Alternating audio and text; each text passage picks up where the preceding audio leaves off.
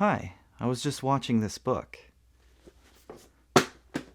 Let's talk about Tom and Jerry. Tom and Jerry, that is a movie I was not aware that was coming, and it's already here, out now in theaters and HBO Max, which is the only way I'm going to watch it, because why would I watch it otherwise? I had not even seen a trailer before anything, so I mean, do you really need to? I think you kind of know if you want to see that or not, Tom and Jerry. Maybe the fact that it is live action mixed, with the animated characters, a la Sonic the Hedgehog, a la fucking Who Framed Roger Rabbit. I'll tell you one thing though. I started the movie and the credits were rolling, pigeons were rapping. I was like, all right, let's see what this has to offer. And then the director card came up, directed by Tim Story, and my heart sank. Not much, because I didn't have any expectations to begin with. But if you don't know Tim Story, in my opinion, he's a very basic film director. He directed Fantastic Four 1 and 2. He directed Ride Along 1 and 2.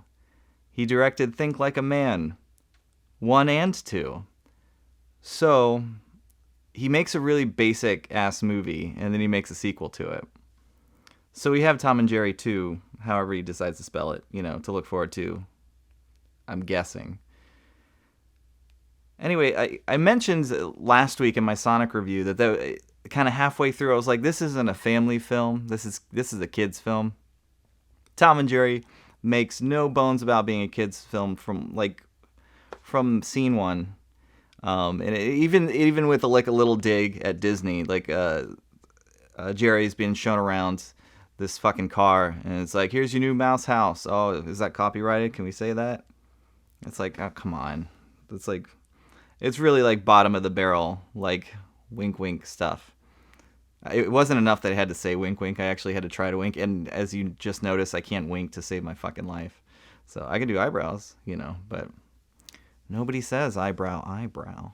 So I can't say I had much love or any strong feelings one way or another towards Tom and Jerry growing up. It was a cartoon, it was on, I'd watch it, it was over, I'd think about something else. We're given a little kind of day in the life of Tom and Jerry in the beginning, in the prologue, before the story kicks in.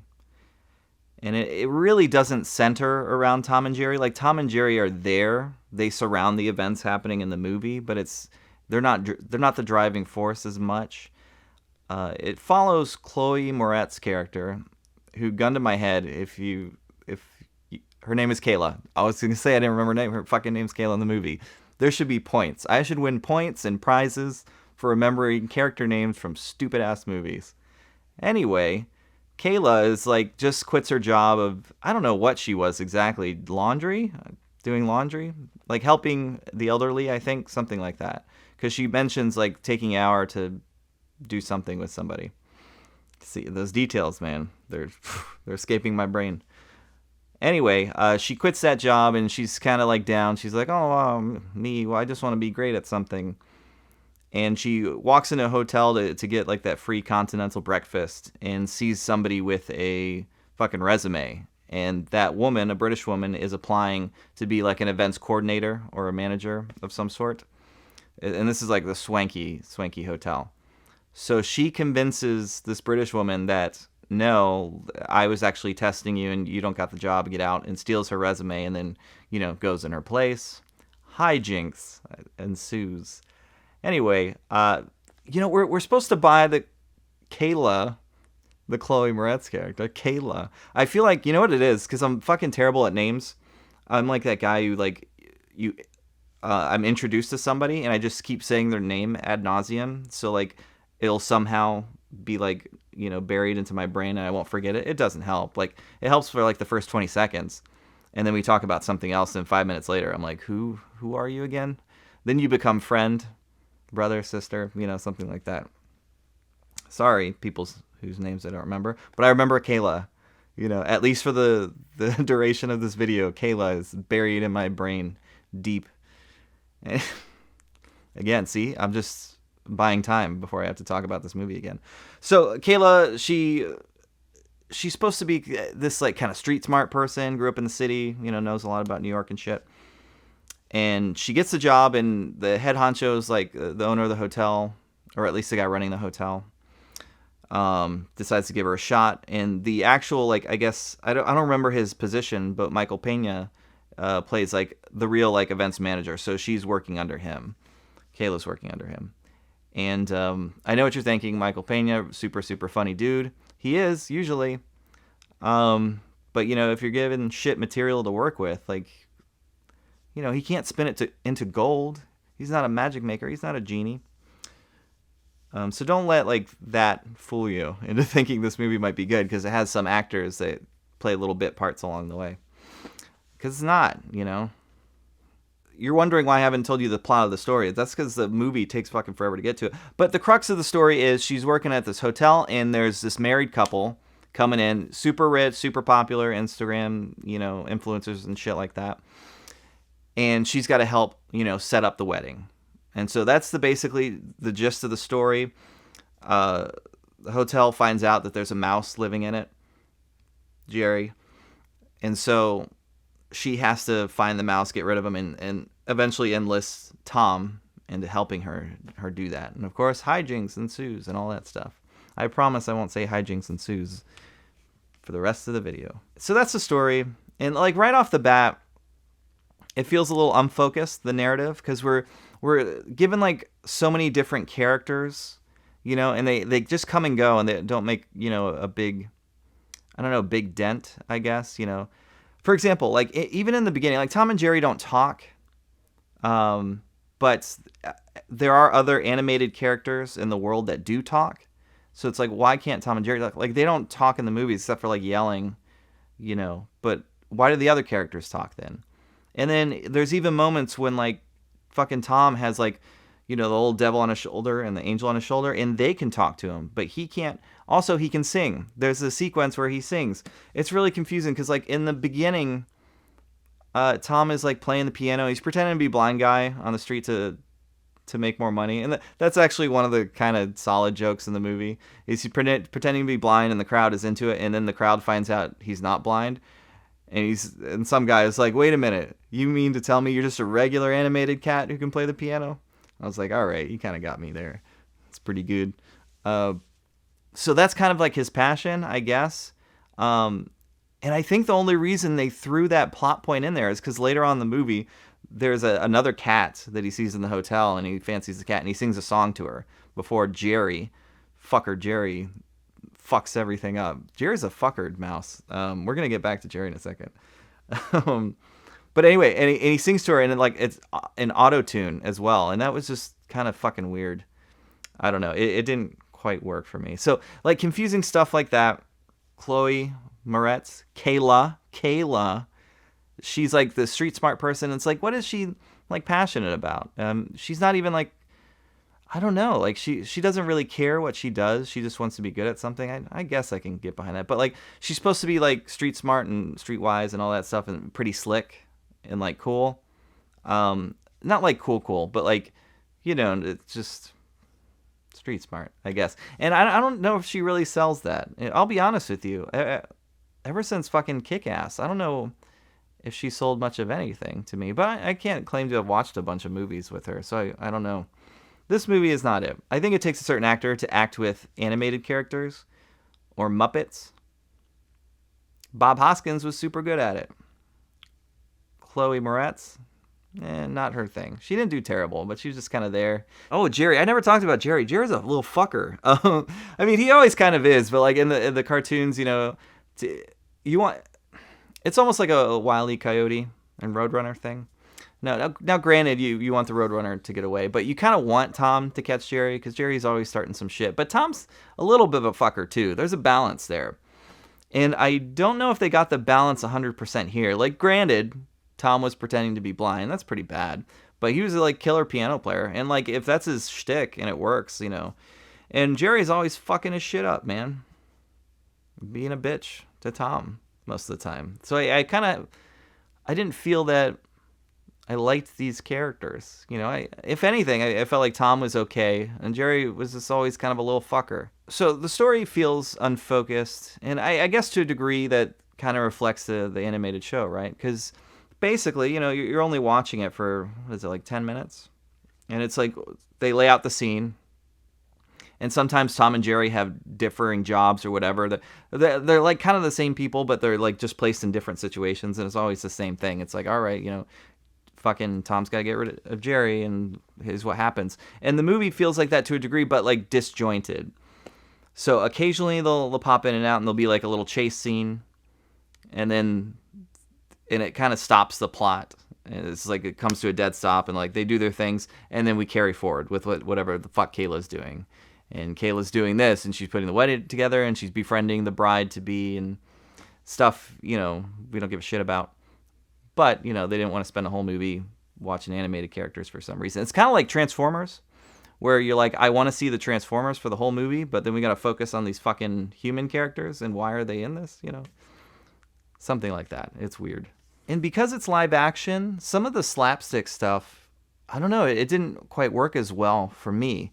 Like, I never watched the Three Stooges or anything like that, but like all the Looney Tunes, slapsticky stuff, it works because it's over the top and animated. And in this case, it's live action interacting with a cartoon. And it's like, I don't know, it seems more hurtful. I don't know if that makes sense. It's a weird, it's not quite as funny. They don't sell it quite as much, I think.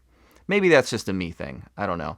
Also, speaking about the animation, I wasn't a fan of the animation because they were 3D models and not like traditional, hand-drawn. And, I think ever since 3D, that's what most families will go to see. That's what kids are like, ooh, that looks good. It looks better. It looks better. So everything has been like 3D since. There's not a lot of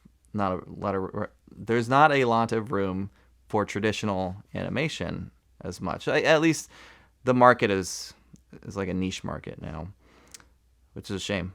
But I wasn't really a fan of the animation for this either. I don't know. It wasn't as impressive to me. It just felt like I was looking at 3D shit. Whatever. I think there was something fun about the original Tom and Jerry cartoons where they would take like a minute to kind of set up, all right, this is what Tom and Jerry are doing. This is the situation that's happening. Now we're going to watch everything play out. And this movie, I didn't feel any of that fun. In my head, I was thinking of like set pieces that would be cool to do. It's like, okay, here's the lobby, here's a hotel room, blah, blah, the wedding, of course. And they do have set pieces, but I don't feel like they really took advantage of it like the cartoons would. Kind of tongue-in-cheek, just use, they're in a shop or in a, just a basic room or a kitchen or something like that, and use everything at their disposal, to have fun with that. The scenes are kind of adequately filmed, but it just felt weird to me. Like, not as much fun. Like, knowing what was going to play out, and you're just kind of waiting for it to happen. Waiting for the story, the fucking boring, paper-thin story to carry on. And again, there's a lot of times when Tom and Jerry are just not present in the story in like a big way. Like, they're always kind of around, and even if it's weird because they'll put them in scenes when they're not even needed. Like, Kayla will be talking to somebody, and they'll just have like Jerry in the background just peeking through a vent, just looking. It's like, well, if kids don't see fucking Tom or Jerry, for like 30 seconds, they're gonna blow their fucking minds. So they're gonna shit themselves. So we gotta put them in there. And I don't know. It just I was struggling. I was looking for meaning in the Tom and Jerry movie. No, I was trying to build that parallel because we're following Kayla and it's her story. Obviously, she's gonna meet up with Tom and Jerry, and they're gonna befriend each other. Let's not kid ourselves. They're going to all be friends by the end of the movie. Let's not kid ourselves. So I was trying to find that parallel. It's like, what does Kayla's story have to do with Tom and Jerry's, and how do they learn and grow, from each other, from their experiences with each other. And I guess I was trying too hard because it just didn't make a lot of sense to me why this was happening. It just wasn't very clear to me. I don't know. I think There's something with the premise of this movie that I think is fun. I think it was like a good pitch, a boardroom pitch. Like, I could see why they would greenlight it. But then the actual script, not so much. And just, a lot of the jokes are obvious and basic. Basic. That's what I used to describe Tim Story in his movies, and that's what I feel. It's just the most basic, lowest common denominator kind of movie, where it felt like this was written by fucking robots. Like a machine pumped out the script. You know, like those little things that like, oh, this robot, I made it watch 100 hours of this TV show, and you know, it gives you a page that's like mocking it and shit like that. That's what this movie feels like. But in the end, maybe that doesn't even fucking matter, right? Like if this was a kids movie, you know, just made for kids, and like just something for parents to fucking put on, and they can like shut their brains off for a second and get their kid to stop yelling at them for an hour and 45 minutes, and I guess they mission complete. But like I didn't like it. You know, Sonic, is very middle of the road. There was some stuff I found intriguing about it and interesting, and I wanted to see more, but mostly it was just kind of there and blah. And this was like a step down from that. It was just like, I saw the potential, it was wasted, and it's like, was it really that hard to take this scene and just redo it in a way that was like fun and interesting and exciting and zany and goofy and silly and like kind of there? I don't know. There's a lot of material there. I think there was a foundation for a good story there, and instead they were like, well, just make this fucking movie and whatever. And basic. I give the Tom and Jerry 4 out of 10. 4 out of 10. Not a fun time. Anyway, enough about this movie. Oh wait. So the one good thing about this movie is after it was done, I was eating some dinner, and I was scrolling through HBO Max, and I saw it had Tom and Jerry shorts. And I was like, what the fuck is this? It was billed as Tom and Jerry special shorts, and they came out earlier this year. And I had never heard of them. And I decided, you know what, I think the first one was 4 minutes, the other one was 5 minutes. I was like, you know, I'm going to turn this on just to kind of get a taste. And it was done. They are newly produced, traditionally animated cartoons. Well, I can't say traditional. They're meant to look traditional. I don't know for sure if they were. I mean, it looks good. And it's exactly the kind of tone you would have wanted in a Tom and Jerry movie. Now, granted, they're short, so like it's easy to digest. You get in, get out, you're done. But it still captured kind of those kind of funny scenarios, the really well like setting up the scene kind of thing in the first minute, and then watching it play out in a playful way, you know, for the remainder of it. And even the score was really good. It was that, you know, traditional like big band orchestra feel. And it reminded me, it's like, okay, like that's the kind of Tom and Jerry I'd be down to watch. I don't know if I could watch a whole movie. You'd have to elaborate on some things, but like, why couldn't they have captured that? You know, so my advice, like, fuck the movie. Fuck that movie. Like, go, but if you have HBO Max, go and watch the 2 special shorts, and you're like, boom, 10 minutes, you watch 2 shorts, and you get your Tom and Jerry fix.